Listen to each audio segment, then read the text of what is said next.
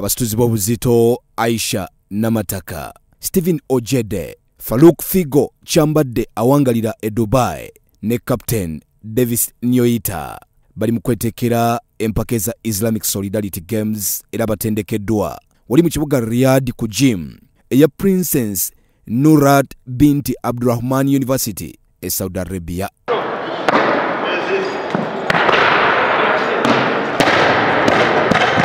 Omutendesi Kasim Nsubuga n'abazanyi batubuulidde ku biruubirirwa byabwe ku mulundi guno. Training netesetese bulungi, training egenze bulungi era nga nsuubira okukola obulungi mu mpaka. Training tebadde mbi kuba najja nzitowa naye kati oba training mpewuseemu nsazeemu weight olwa training gyetuliko ey'amaanyi. Nakubaliro training bulungi era kinganze kapteni wa tiimu nsuubira abazanyi bali bulungi kuba bona mbadde mbekkaanya era badde ba training.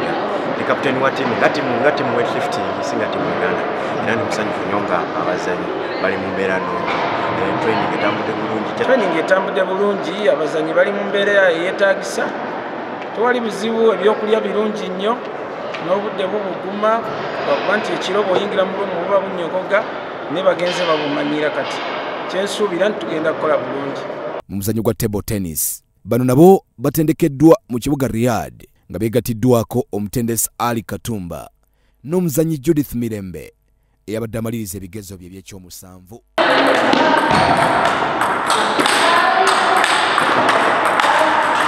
Timu ngisazeemu shape nnungi, abaana bazannya bulungi, already babaddewo nga batrayiningamu, so tusuubira nti basobola okubaako ne kye bakola naddala mu kufuna omudaali bagufunira tiimu Uganda.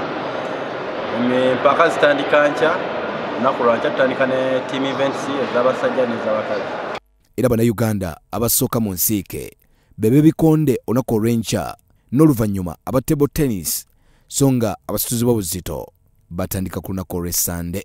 Abel Kitaka, Salt TV, Omunnyo.